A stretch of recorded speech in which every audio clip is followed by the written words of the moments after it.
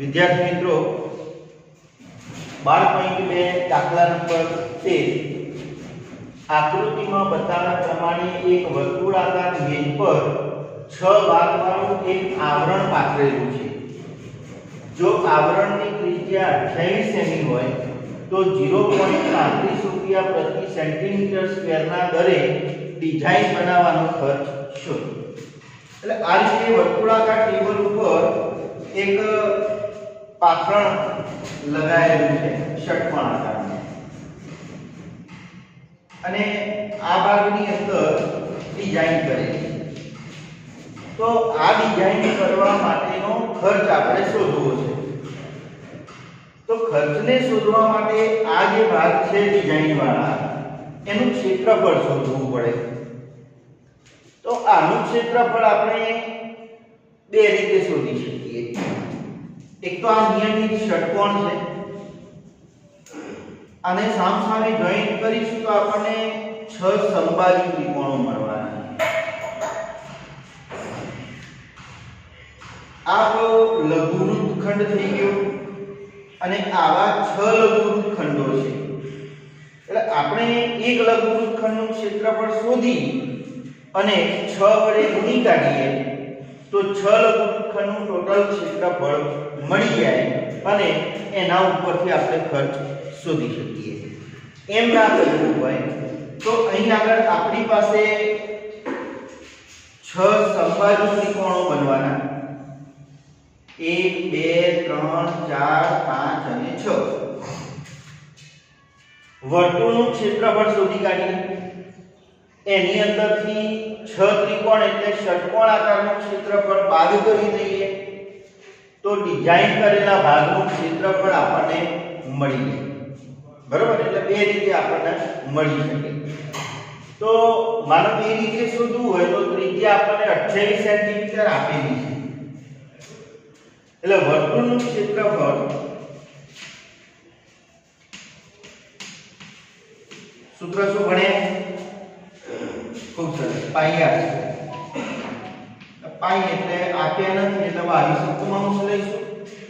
ત્રિજ્યા આપણે 28 આપી છે એટલે 28 ગુણ્યા 28 7 ચોકુ 28 એટલે 22 ચોકુ 88 ગુણ્યા 28 88 ગુણ્યા 28 કરીશું તો આપણને મળશે 2464 સેન્ટીમીટર સ્ક્વેર। આ આપણને વર્તુળનું ક્ષેત્રફળ મળે। હવે આપણી પાસે 6 ત્રિકોણ છે। જો 6 ત્રિકોણનું ક્ષેત્રફળ શોધી કાઢીએ તો ષટકોણનું ક્ષેત્રફળ મળી જાય। તો નિયમિત ષટકોણ કયો? A B C D E F નું ક્ષેત્રફળ બરાબર 6 ત્રિકોણ છે એટલે 6 ગુણ્યા સમબાજુ ત્રિકોણ નું ક્ષેત્રફળ। ચલો સમબાજુ ત્રિકોણના ક્ષેત્રફળનું સૂત્ર શું બને? સરસ, √3/4 AC 2 2 3 6 2 નું 4 ઉડી જાય। √3 ની કિંમત આપણને 1.7 આપેલી છે એટલે બાજુની લંબાઈ, તો બાજુની લંબાઈ એટલે ત્રિજ્યા થઈ ગઈ જે આપણે 28 આપેલી છે એટલે 28 ગુણ્યા 28। ચલો 2 14 28 એટલે 14 42 ગુણ્યા 1.7 ગુણ્યા 28 સેન્ટીમીટર સ્ક્વેર આવું આપણને મળે। હવે આનો જો ગુણાકાર ભાગાકાર કરીશું તો આપણને 1992.2 સેન્ટીમીટર સ્ક્વેર આવો જવાબ આપણને મળશે। એટલે આપણી પાસે વર્તુળનું ક્ષેત્રફળ આવી ગયું, આ 6 ત્રિકોણ એટલે નિયમિત ષટકોણનું ક્ષેત્રફળ આવી ગયું। આપણે આ ડિઝાઇન વાળા ભાગનું ક્ષેત્રફળ શોધવું છે તો આખા વર્તુળની અંદરથી ષટકોણ બાદ કરી દઈએ એટલે ડિઝાઇન વાળા ભાગનું ક્ષેત્રફળ મળી જાય। તો ડિઝાઇન વાળા ભાગનું ક્ષેત્રફળ વર્તુળનું ક્ષેત્રફળ માઈનસ નિયમિત ષટકોણ A B C D E F નું ક્ષેત્રફળ. ચલો વર્તુળનું આપણને મળ્યું 2464,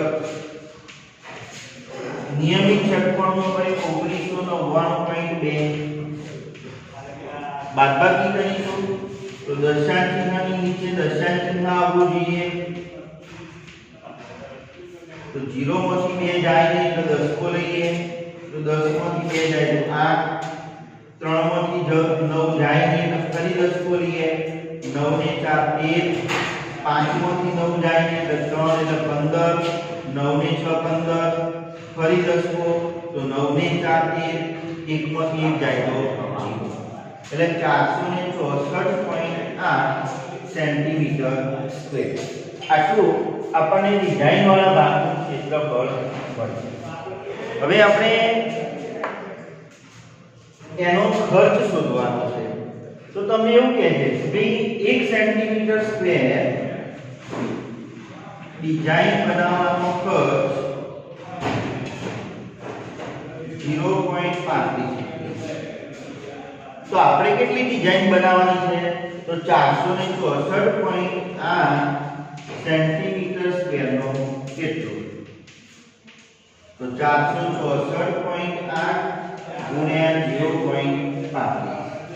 આ બેનો ગુણાકાર કરીશું તો આપણને મળશે 102.68. એટલે ડિઝાઇન કરવાનો ખર્ચ આપણને આટલો મળે. બરાબર?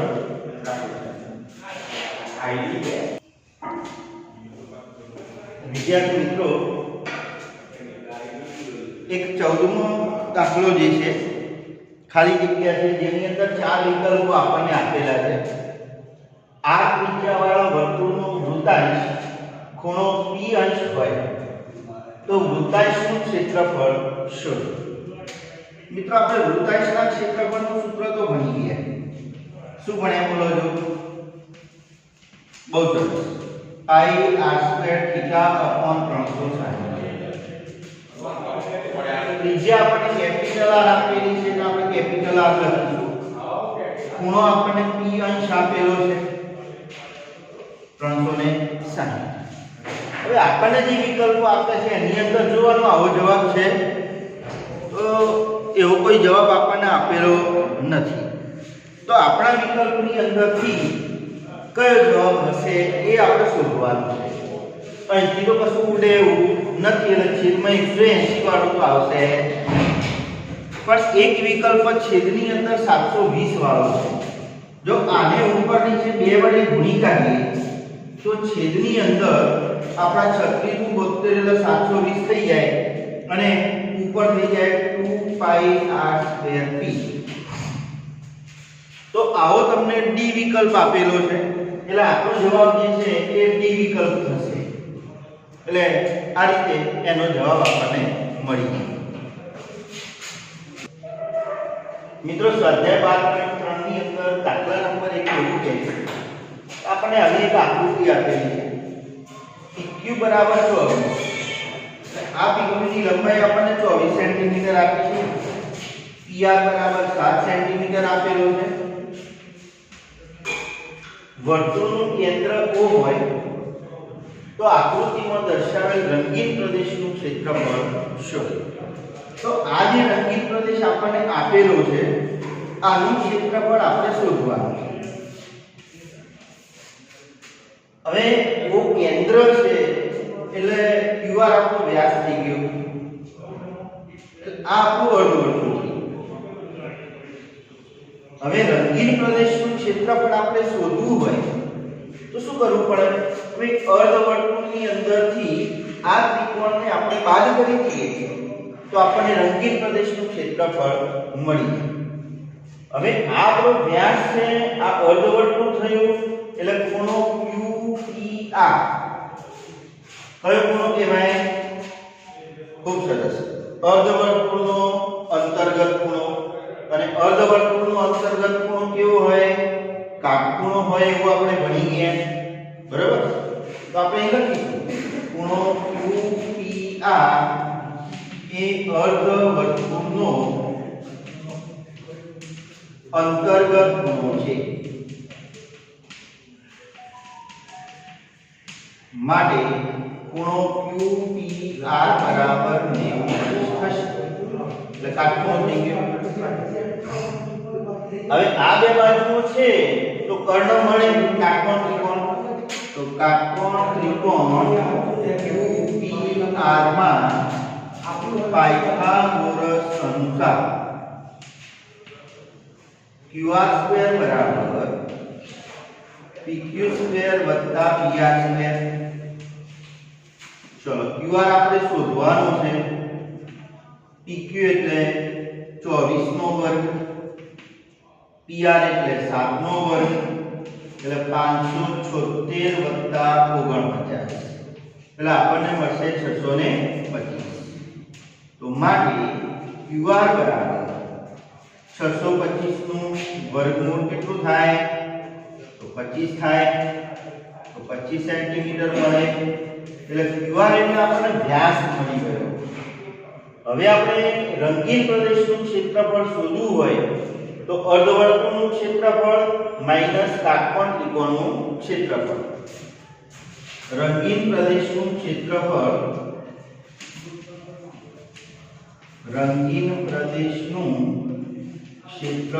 બરાબર અર્ધવર્તુળનું ક્ષેત્રફળ માઈનસ કાટકોણ ત્રિકોણ QPR નું ક્ષેત્રફળ। ચલો અર્ધવર્તુળનું સૂત્ર શું થાય બોલો છો? સરસ, πr²/2। ચલો કાટકોણ ત્રિકોણ તો 1/2 ગુણ્યા PR ગુણ્યા PQ, પાઈ આપ્યા નથી એટલે 22/2। ચલો હવે આ જે અર્ધવર્તુળ છે એની અંદરથી આપણે આ ત્રિકોણને બાદ કરી દઈશું, એટલે આપણે આ બાકીનો જે રંગીન ભાગ છે એ રંગીન ભાગ આગળ આપણને મળશે। ચલો હવે 22/2 ત્રિજ્યા, તો QR આપણો વ્યાસ છે કેટલો છે 25, એટલે ત્રિજ્યા થઈ જવાની 25/2, વર્ગ છે એટલે 2 વખત, પાછો છેદનો બગડો એટલે 2, 1/2 PR એટલે 7 અને PQ એટલે 24। ચલો જે કઈ ઉડતું હોય એને ઉડાડીશું, અહીં 2 12 24 2 11, એટલે 11 ગુણ્યા 625 ભાગ્યા 2 × 4 7 × 28 માઈનસ 12/7 84, આટલું બધું। હવે 625 ગુણ્યા 11 કરશો એટલે તમને જવાબ મળશે 6875 ભાગ્યા 28 માઈનસ 84। હવે લસાઅનો તોય વાંધો નહીં, આનો ભાગાકાર કરીને આનો એકલો જવાબ શોધીને એમાંથી 84 બાદ કરશો તો પણ વાંધો નથી, જે રીતે તમને ફાવે એ રીતે તમારે એને સાદું રૂપ આપવાનું। પણ જો આપણે લસા લઈશું તો તમારે આવું કરવું પડશે, 28 લસા લઈએ તો 6875, આના નીચે 28 નથી એટલે 28 વડે તમારે ગુણવા પડે, એટલે 84 ગુણ્યા 28, તો 6875 માઈનસ 84 ગુણ્યા 28 તમને મળશે 2352 અને છેદમાં 28। ચલો હવે બાદબાકી કરશો તો 5 માંથી 2 જાય તો 3, 7 માંથી 5 જાય તો 2, 8 માંથી 3 જાય તો 5, 6 માંથી 2 જાય તો 4, આટલા સેન્ટીમીટર સ્ક્વેર આપણું રંગીન પ્રદેશનું ક્ષેત્રફળ મળે। ચલો મિત્રો દાખલા નંબર 2, જો O કેન્દ્રવાળા બે સમકેન્દ્રી વર્તુળોની ત્રિજ્યા અનુક્રમે 7 સેન્ટીમીટર અને 14 સેન્ટીમીટર તથા કોણ AOC 40 અંશ હોય તો આપેલ આકૃતિમાં રંગીન પ્રદેશનું ક્ષેત્રફળ શોધો. આપણને આ ભાગ રંગીન આપેલો છે અને આનું ક્ષેત્રફળ આપણે શોધવું છે. તો આપણી જોડે બે લઘુવૃત્તાંશ થવાના OABC અને OPQR. જો આ રંગીન ભાગનું ક્ષેત્રફળ શોધવું હોય તો મોટા લઘુવૃત્તાંશમાંથી નાનું લઘુવૃત્તાંશ બાદ કરી દઈએ એટલે આપણને રંગીન ભાગનું ક્ષેત્રફળ મળી જશે.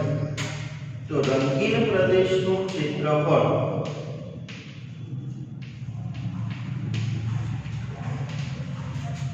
લઘુવૃત્તાંશ OABC નું ક્ષેત્રફળ OABC નું ક્ષેત્રફળ માઈનસ લઘુવૃત્તાંશ OPQR નું ક્ષેત્રફળ QR નું ક્ષેત્રફળ. ચલો મોટા લઘુવૃત્તાંશની ત્રિજ્યાને માનો કે આપણે કેપિટલ R લઈશું તો પાઈ r² થીટા અપોન 360. નાનાની ત્રિજ્યાને સ્મોલ r કહીશું તો પાઈ r² થીટા અપોન 360. બંનેમાંથી જેટલું કોમન નીકળે એટલું કાઢી લઈએ તો પાઈ થીટા અને 360 આટલું કોમન નીકળી જાય તો બાકી વધ્યા r² r². ચલો પાઈ આપે નથી એટલે 22 લઈશું.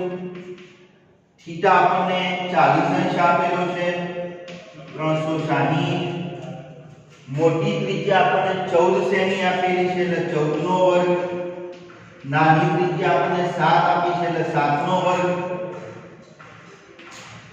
ચલો હવે 0 0 ઉડી ગયા 4 9 36 એટલે 22/7 ગુણ્યા 9. આનો બે રીતે થઈ શકે. 14 નો વર્ગ કરો 7 નો વર્ગ કરો બાદબાકી કરો અથવા a² - b² જેવું છે એટલે a + b a - b. તો આપણને શું મળે 14 - 7 14 + 7 તો 22/7 ગુણ્યા 9 ગુણ્યા 14 માંથી 7 જાય તો 7 14 ને 6 20 ને 1 21 તો 7 3 21. ચલો 3 તાલી 9 એટલે 22 × 7/3 તો 7 નું 14 14 1 7 નું 14 15. આટલા સેન્ટીમીટર સ્ક્વેર રંગીન પ્રદેશનું ક્ષેત્રફળ મળશે. બરાબર.